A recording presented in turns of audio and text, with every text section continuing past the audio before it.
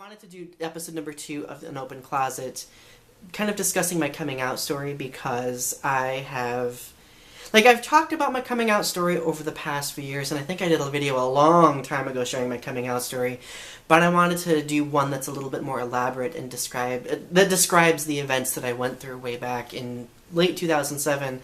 But I remember the first time that I was asked to tell my coming out story was in mid-2008 for Coming Out Week at Central Michigan University, where I did my undergrad degree. I was at a coffee shop, and I was asked to tell my story because almost everybody else's coming out story at that time was like super happy, they had super supportive parents, and all of that jazz. The truth is, when I came out, I was outed by somebody who got upset at me. A member of the site that I used to own called Kaiju Galaxy, I still own it, a member got angry at me and told my mom, who they somehow had contact information from my mom, and of course I had to tell my mom, hey, this person is actually right. I had to come clean with it, and I think my parents were not only really confused by the fact that I was gay, but also very hurt by the fact that I couldn't tell them. And that whole semester, that fall semester of 2007, was probably one of the most difficult times of my life because I was, in a way, discouraged from coming home. I didn't come home that often. I had a lot of very difficult and confrontational conversations with both my parents and my brother and other family members. I lost friends. I'm going to be talking in my next video about a friend that I lost who was very dear to me. I in very many ways felt abandoned, and my depression and my insecurity made that voice the dominant voice in my mind. And not only was that difficult, but I was also told that my brother was getting bullied in high school because I was fresh out of high school, and of course when news spread in my small town that I came out as gay, it spread like wildfire, and I heard that he was getting bullied because of me, which that really devastated me a lot. There were a lot of difficult conversations about, my parents wondering, well, what did we do wrong? Where did we mess up in our parenting? And as much as I tried to assure them, they, at that time, were feeling a lot of deep insecurity about it, too. And, and they said some things that they probably shouldn't have said. I said some things that I probably shouldn't have said. It was a very difficult time for my family and for myself, but honestly, I have to say that over the past 10 years, my parents have become the most supportive people in my life. They're very accepting, very loving, and it took time. It took time and it took patience on my part. But they eventually saw that, they eventually have seen that I am no different because I am gay. I have used my good heart, my good intentions, and I have shown them that I am still a good person and a responsible person, and I think that has been their learning lesson, and that's been a learning lesson for me. It's not my sexuality all the time that dictates who I am, it's how I treat other people, it's what I put out into the world that defines me as an individual.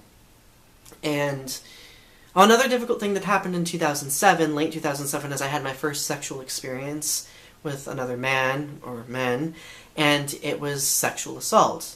And I was sexually assaulted in 2007 because I was shamed into believing that, well, Donny, how can you have not had any sexual experience with a man? You must, how, you should feel bad. I was made to feel bad for not having been sexual yet, and I was manipulated into a sexual experience.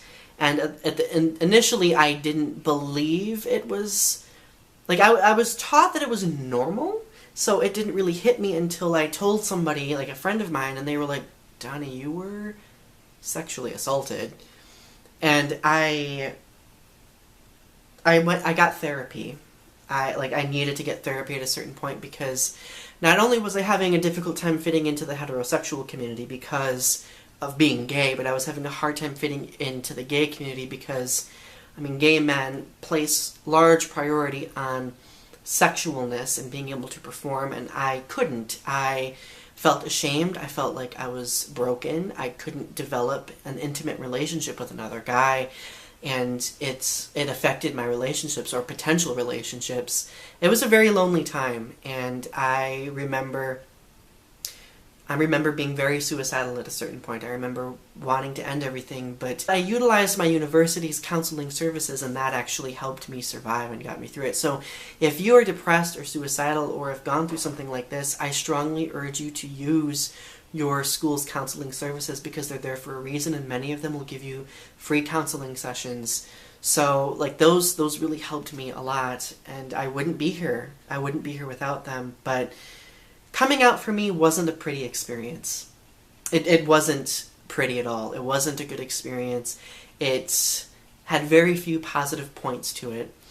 But looking back on everything, despite being sexually assaulted, I feel like I'm proud of the person that I've become despite all of that bad that happened. And I really wanted to do this series and tell my coming out story in greater detail in the series, because I want to show people that despite all of that bad, instead of losing myself to it or completely being in denial about that happening, I am owning it. I am showing that despite all that, I have been able to cross that mountain, to traverse that giant mountain, look back at it and be like, you know what? I got through all that, and I'm here. I'm alive. I am a good person. And I think sometimes when we go through a lot of experiences, we need to remind ourselves that. So thank you guys for taking the time to watch. Stay tuned for the next episodes of my Open Closet series, and subscribe to my channel if you haven't done so yet.